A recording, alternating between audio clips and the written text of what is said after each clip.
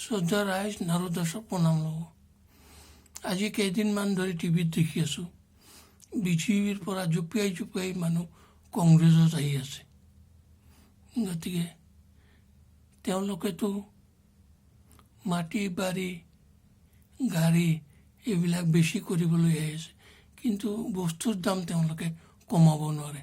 যিমান দিনলৈকে কংগ্ৰেছে এজন নিস্বাৰ্থ শ্ৰম কৰা মানুহ লগত ৰাখিব নোৱাৰে। এই কথাটো আপোনালোকে চালি জাৰি চাই তেওঁলোকক ভোট দি জিকাব লাগে। কিয়নো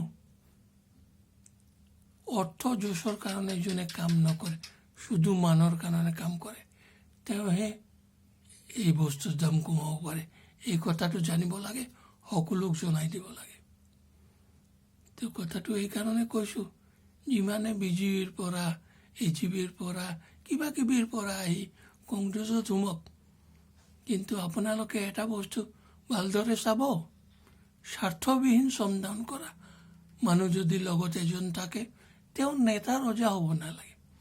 কিবা এটা পদ দিলে, বিশেষ কৰি কৃষি উপদেষ্টা পদ দিলে আপোনালোকে কংগ্ৰেছ পাৰ্টিক জিকাই দিব লাগে। এই কথাটো সকলোক জনাই দিব লাগে। নাৰদাসৰ প্ৰণাম ল'ব। নমস্কাৰ।